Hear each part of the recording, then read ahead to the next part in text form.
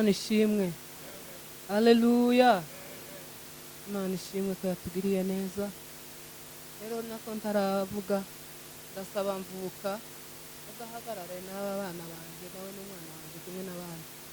Ndamusaba Mvuka ngwino uhagarara aha ngaha mbone gushima.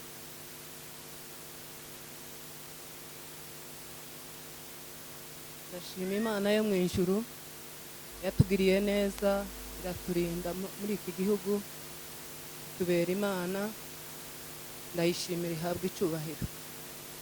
Shima Imana iriya yo mu ijuru izitugirira neza ibihe byose ikatubera Imana, ibyo dukora byose tukagenda mu kuboko kwayo, Imana ihabwa icyubahiro. Ubundi ndashima Imana ku itorero ryacu, ndashima Imana cyane abasha kuvuga. Ni ukuri kuri uyu munsi ntabwo bworoshe, biragoye kandi biraremereye. Dore twari tumaze kugira abantu benshi mu rusengero dukundana twese. Ndizera ko nta muntu n'umwe wabangamiye uwundi. Ndashimira Imana ya Isiraheli zigenda ni umugenga w'ibihe, izi kubikora neza. Imana ishimwe. Imana izitugirira neza ibihe byose, niyo kwizerwa buri wese azayiringira Imana. Imana ihabwa icyubahiro. Imana kuko yaduciriye inzira, barabisengeye kenshi tukaza tugasenga Imana, Imana iremera irabikora iducira inzira. Imana ihabwa icyubahiro. Ndashimira abamama bo muri Horebu babanye neza. Imana ifashe mbashe kuvuga, babanye neza kabisa. Twaba tugeze kuri uyu munsi, Imana yatugiriye neza twebwe twese. Imana ihabwa icyubahiro. Ikindi nshimira, ndashimira kuri uriya musore.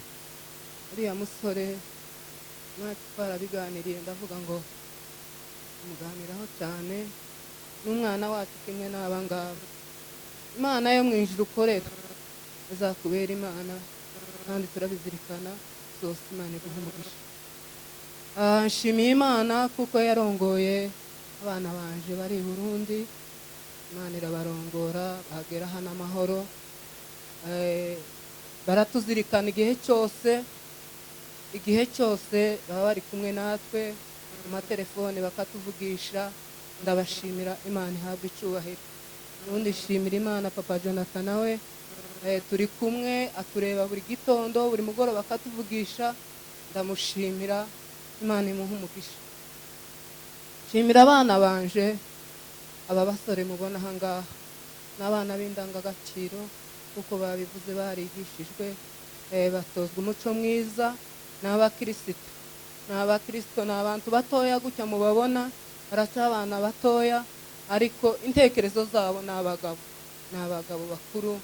Ndabashimira ko bitwaye neza muri iki gihugu, bitwara neza batwereka uburere bwiza. Imana ibaha umugisha. Ikindi nshimira umutware wanje azatwigisha ni ukuri kuko babivuze, akatwigisha ijambo ry'Imana, akatwigisha kubana n'abandi. Ndamushimira cyane. Imana yamuhaye ubutwari. Imana ihabwa icyubahiro. Imana yakoze ibikomeye. Imana niyo kwizerwa kandi niyo kwiringirwa ibihe byose. Imana ishimwe kuko yatugiriye neza. Ikindi nshimira barumuna banje na musaza wanje bavuye mu Bugande, nabo bumvise nkuru ko tuba tugenda baza kudusezera. Ndabashimira. Imana yo mu ijuru ibaha umugisha. Ikindi nshimira famiye yanje, ni ukuri n'abantu beza baza banyitaho. Ni byinshi umuntu yovuga ariko turahena tuvuge makeya, menshi twayamara.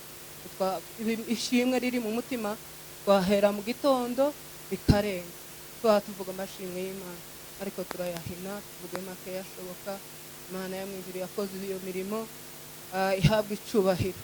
Ihabwa icyubahiro kuko yatugiriye neza, tukaba tugiye turi umukwiro. Imana yo mu ijuru ihabwa icyubahiro. Nshimira baramubanje, nshimira Papa Bose, nshimira Gumbuguza. Ndabashimira famiye mwese, sinovuga umwe ariko Papa Bose no muvugaho bukeya. ndamushimira bivuye ku ndiba y'umutima. Imana imuhe umugisha, ndamushimira cyane. Nshimira abavandimwe banje bose ko twabanye neza. Imana ibahe umugisha, murakoze. barakoze cyane kuko bavuze umwanya muremure. Yewe mpine amagambo kandi ibijyanye n'umurimo w'Imana wa Horebu nabivuze mu gitondo nabirangije, zarangiye, wenda sinongera kandi kubigarukaho. Kavuge amagambo make y'amashimwe. Ndashimira Imana yo kwizerwa kuko yivuze biraba kandi yategeka bigakomera kuko ni Imana. Yesu ahabwe icubahiro. Kigira kabiri ndashimira Imana yaduhaye ihamba ryari rikwiriye muri kino gihugu. Ariho umuririmbyi w'indirimbo z'igiswahili waririmbye ngo anipimia neema sawa wakati wote wa maisha. Imana yaduhaye ihamba ryari ridukwiriye muri kino gihugu mu buryo bw'umwuka no mu buryo bw'umubiri. Iyo Mana muyizamura icubahiro kuko ari Imana. Sifa za Yesu. Kigira gatatu ndashimira Imana yakomeje kubana n'umurimo w'Imana w'itorero rya Horebu twakoreragamo. Ariho umuhanga w'umugiriki wavuze ijambo cyane rikomeye ku bw'itorero, ariko avuga itorero ryo mu mutima apana itorero Horebu, avuga itorero ryo mu mutima. Yavuzemo amagambo abiri, reka ariyo mvuga. Ikintu cya mbere yavuze, yaravuze ngo itorero rimeze nk'ubwato buri mu nyanja.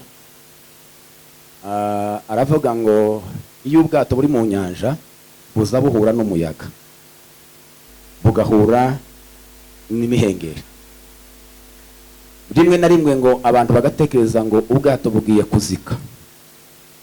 Ariko aza kuvuga ijambo rimwe rikomeye ryanejeje.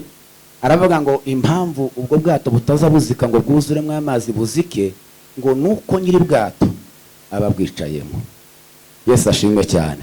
Ndashimira Imana kuko umurimo twari tuyoboye hano kuri uyu musozi nyiri bwato yarawurimo kandi n'uyu munsi akomeje kwicaramo. Reka mbwire abo dusize hano kuri uyu musozi bakristo dusengane, mbabwire ngo nyiri bwato nyiri murimo abwicayemo. Muhumure, umuyaga nuza, imiberaba niza azayiturisha kuko ni Imana. Bwana Yesu asifiwe. Ubundi yongeye kuvuga ikindi kintu kimwe, reka nacyo nkivuge. Nakiganirije abacu bashumba aho twari turi nimugoroba. Yaravuze ngo umuntu nakugirira nabi ngo uzandike ku musenyi, hariya ku musenyi y'umusenyi, ngo kuko ngo umuyaga uzaza ya nabi wanditse ku musenyi ngo ihanagurwe, abantu bazaza bayikandagire wa musenyi usibangane. Ariko umuntu nakugirira neza ngo uzandike ku ibuye. Haleluya. Kandi cyane haleluya. Abantu kuko ari abantu, umuntu ashobora gukora amakosa ariko uzayandike ku musenyi. Nuyandika ku musenyi umuyaga uzaza cyangwa abagenzi bayakandagire aveho. Ariko umuntu nakugirira neza uzandike ku ibuye. Bwana Yesu asifiwe. Ineza mwatweretse tuyanditse ku ibuye, naho intege nkeya zagaragaye ziri ku musenyi zarahushwe. Asifiwe kandi cyane. Bwana Yesu asifiwe. Ndashimira Imana kubwo amadepartema yose twakoranye hano mu rusengero, ukuntu twagiye tubana nabo. Ndabizi icyo Imana yadushoboje kubigisha twarabigishije, kandi ndabizi kuko babizirikana, barabifite, biri mu mitima. Bwana Yesu atukuzwe. Ndashimira Imana y'umwami wacu Yesu Kristo kubwa karere ka Kayire twakoreye mu murimo w'Imana. Abashumba bagenzi banje twarabanye kuri uyu musozi, twarafatikanyije ikintu kimwe n'ikindi, mu birari bigoye n'ibyari byoroshe, iyo twagize ibyago niyo twagize ibirori, twarabahamagaye namwe mwaraduhamagaye, twarabanye. Bashumba bagenzi bacu turavuze ngo Imana yo mu ijuru ibaheze umugisha. Amen. Ndashimira amatorero yose agize akarere ka Nairobi y'abakongomani twabanye. Ndabashimira ku cizere bangiriye, uhereye ku bashumba ababyeyi bacu, Bishop Simon, Bishop John Muhima, twageze muri kino gihugu dusanga bafite umurimo w'Imana wishira hamwe ry'amatorero basenga Imana kubwo kurinda umurimo cyangwa se kurinda ubwoko bwacu. Twarabanye nabo bamaze gushika ndavyibuka baravuga ngo tukubonesheje nari kino mushitsi, baravuga ngo ngaho yobora uyu murimo w'Imana. Ndabashimira kuko batugize abayobozi ari bakuru ariko kandi baratugandukira, twarabanye. Imana ibaheze umugisha. Ndashimira abashumba bose amatorero yose, imyaka 7 manda yageze irangira bakongera kandi bakayongera, nanditse urwandiko rusezera bakaruha bagafata delegation zo kuza kunigisha ngo nyabona emera wongere kandi uyobore. Ariko ndabashimira cyane ku cizere mwari mwaratugiriye. Imana ibagirire neza kandi Imana ibaheze umugisha. Amen. Hanyuma rero reka garuke ku bavandimwe. Ndashimira abayobozi bacu naringiye gusiga. Ndashimira abayobozi bacu b'akarere ba Mutualité, abayobozi beza, turashimira uburyo twabanye kuri uyu musozi, twagendanye neza, twabanye neza, twagiye aho mwabonye tutabashe gukihanuka neza, bishobora kuba zari intege nkeya, ariko turavuze ngo muzihanagure, mwandike ibyiza twakoze 2 cyangwa 3, muzandike ku ibuye. Imana ibagirire neza. Hanyuma rero nsoza, ndashimira abavandimwe umuryango wanje. Mfite ababyeyi bari hano, papa na mama, n'ababyeyi 3 bari hano. Mfite ba mukecuru 3 hano na muzehe. Ndashimira Imana kuko Imana yabarinze irabaragira, tukaba tugiye mu kindi gihugu wenda kibaye k'igisumza ikingi ku bushobozi bakiriho, kugira ngo byibura tuzabagirire neza, umunsi umwe bazamenye kuko tubasha kubagira neza. Ababyeyi turabashimiye, Imana yabarinze yakomeza kubabeshaho. Ababyeyi Imana ibagirire neza kandi baheze umugisha. Sinavuga ku bana, ndabashimira kuriya je cyangwa se mukuru ni umuntu w'umuhanga, mu mutwe cyane, yakoze ibintu bikomeye. Yagaza yandika rimwe na rimwe dosiye yacu yagiye yigira utuntu nango murabizi, ariko yagaza yandikira abazungu, akabandikira urwandiko rw'icongereza, akabandikira mu gitondo haba nimugoroba bakamusubiza, akabandikira mu gitondo haba nimugoroba bakamusubiza. Shimira cyane rukomeye yagize. Amen. Amarangamutima yari yashize none agiye kugaruka. Bwana Yesu asifiwe kandi cyane. Haleluya. Asore bose twagaragaje kuganira kuko bavuga tambaragaza umuntu nta n'ubwenge bw'umuntu usibye Imana yo mu ijuru izikora bene ibyo. Ndayishimiye iyo Mana yabanye nabo n'abagabo. Twigeze kugira igihe kimwe, ndeka mbivuge ngo ubuhamya, turavuga ngo twese dusome Bibiliya dutanguranwe tuzarebe umuntu uzayisoza bwa mbere. Ndashimira Imana bano bana b'impanga bombi bayishoje mbere yacu twese. Ndabashimira, n'abahanga. Ijene hapa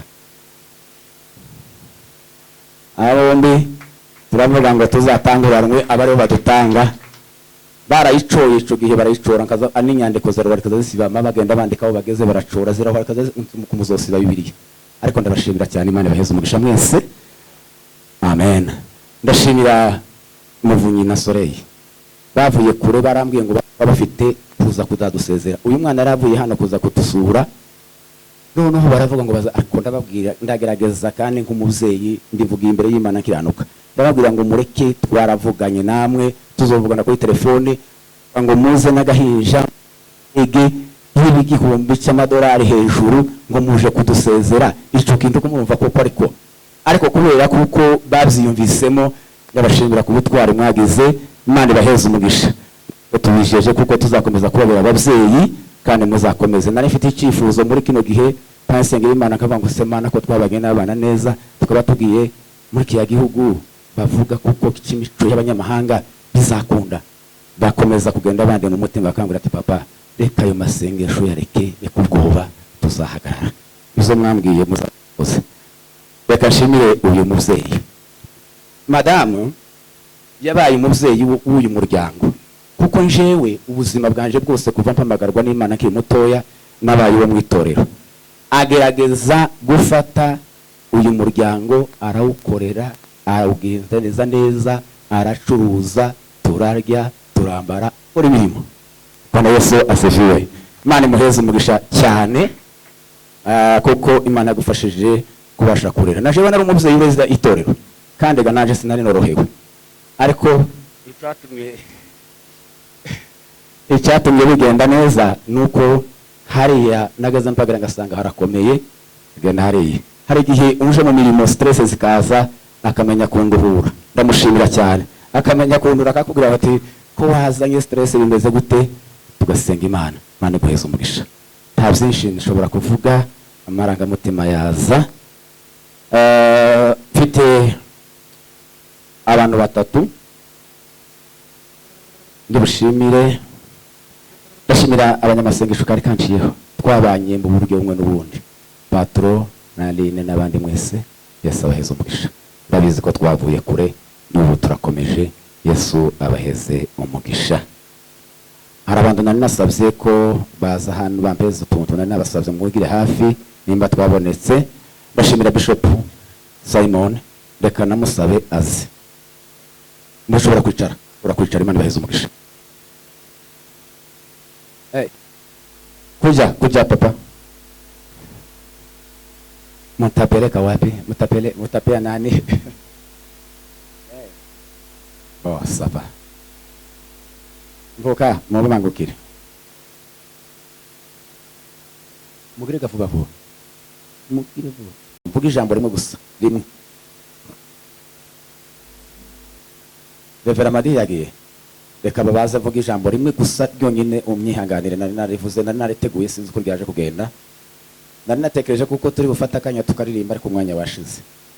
Ariko reka mvuga ijambo 98. Twari tuvuye ku mukutano mu Minembwe, twari twagize igiterane, turagenda mu Minembwe, duca mu makanisa menshi atandukanye, turagaruka ngo turara ahantu hitwa ku Gihanama. Ku Gihanama ni hafi yo muri Kivogerwa. Tuharaye mu gitondo, turakomeza turatarama kurya abantu bamwe baza batarama, abandi basinziriye. Imana izivuga bikaba, nico nangiye kubabwira bene data, ngo ni Imana ni yayindi zivuga bikaba kandi yategeka bigakomera. Ndashimira Imana yatubwiye amasezerano wa munsi amwe ngaye, reka mbabwire koko namwe kuko ari umugambi umwe n'isezerano rimwe, reka mbabwire ko muri nyuma kuko icyo Imana yavuze kizagihera. Imana ibaheze umugisha. Amen. Ndashimira abantu babiri nari bagiwe. Ndashimira badata bukwe. Imana ibaheze umugisha. Ari hano n'abandi bantu benshi. Ndashimira bamuyomba. Hano nahabanye n'abana babyara banje, twarabanye. Narifite kubavugaho, ariko ndakubwiye ngo uze gushikiriza muyomba aracariho, acahumye kumushikiriza amakuru kuko namushimiye. N'abandi bose Imana ibaheze umugisha. Murakoze. So ni byiza cyane kubahiriza gahunda. Reka nsabe Shalom, abashumba ba Shalom bari hano bahaguruke. Turakoresha umwanya muto cyane, atoye rwose. Sabe ba Bishop n'abandi bose, abashumba bose ba Shalom bari hano nibaze. Ndavuga umwanya muto, hanyuma ndaza gusingiriza Bishop John na umwanya muto cyane kugira ngo turangize igahunda. Batambuka, ndashima Imana yuko Imana ikiri inzira. Bishop Eslon yatuyoboye imyaka myinshi muri ubu bumwe bwa Shalom. Imana yo mu ijuru iguha umugisha. Bavuze ibintu byinshi tutagomba gusubiramo, ntabwo tuja mu bintu byinshi, gusa icyo tugusezeramo mu gitabo cya Matayo ibice 28. Bishop sinziri kwa yumva hano hari ifasi nini hano, utambuke hano. Sorry Bishop nawe ngwina hano. Igitabo cya Matayo ibice 28 n'umurongo wa 19 kuza kuri 20. Yesu yasezera abigishwa be, yarababwira ngo mugende mu isi hose. Ngo rero uragiye. Babivuze abandi bari mu gushikira bagahinduka koko, ariko nizere kutazahinduka. Kandi ndukarebe Horebu gusa, uzarebe n'umuryango wose. hari ibyo dukeneye gukora byinshi by'imishinga, dukeneye ibigega, dukeneye ibintu byinshi. mwe mubwiriye hanze rero iriya wowe ugiye nka Petero, Yesu yaramubwiye ngo namanuka aha hepfo mu nyanja arasanga isamaki ayasamure, arayisangamo ifaranga. Iriya ni mu mafaranga menshi yahote mu mabanke adafite icyo akora. Uzasamura abazungu ifaranga uzohereza ino. Kindi turashimira cyane aba bashumba bose bari hano baje gusezera umuyobozi wacu, uhereye kuri komite executive dukorana ndetse n'abasaje ba bishop n'abandi bose. Imana ibaha umugisha. Rero turaza kuguhereza impano uko ingana kose muri goro, nimba uzarya biswi, nimba uzagira gute, ariko tuzakumisinga. Bishop. Yesu ashimwe. Mwene data avuze ko avuga umunota umwe. Simugeza rwose ni rekomandasiyo nshaka guhereza uyu mushumba. Ibindi byose babivuze, uburyo azibuka itorero, uburyo azibuka abakirisitu babanye ndetse n'abashumba baba bagutumye no kwasamura amafi ari iriya. Ariko rekomandasiyo nguhereza, ujanye umuryango munini, mugiye mu bazungu abantu bera, ariko uzubabwira bibuke n'igihugu cy'iwacu muri Kongo kibazahiraga. Urakoze. Yego ntituvuga amagambo maremare kuko kuva mu gitondo n'uyu mwanya wose bavuze bashima imirimo ikomeye. Ndavuga ijambo rimwe gusa, turashimira Bishop. Turashimira Bishop nka Shalom ihagaze ahangaha, abakozi b'Imana bahagaze ahangaha, igihe bagize icyizere kuri we yakomeje gukorana nabo kugeza uno munsi. Turamushimira rwose kuko inshingano yahawe yazikoze neza, yaziyoboye neza, yakoze mwiza cyane kuva icyiciro cya mbere, cya kabiri, ibyiciro byagiye bikurikira. Dukenera kuko akomeza gukora, yabyitwayemo neza. Imana yo mu ijuru iguheza umugisha. Turabizi n'ubundi kuko nugera hariya hari imirimo ikurinze, kuko umuntu iyo yakoze umurimo akawukora neza azasanga n'undi murimo imbere. Urimo nawo uzawemere, uzawukore, kuko Imana niko iza baraguhamagariye. Imana yo mu ijuru iguheze umugisha. Hano dufite impano yo kumuha na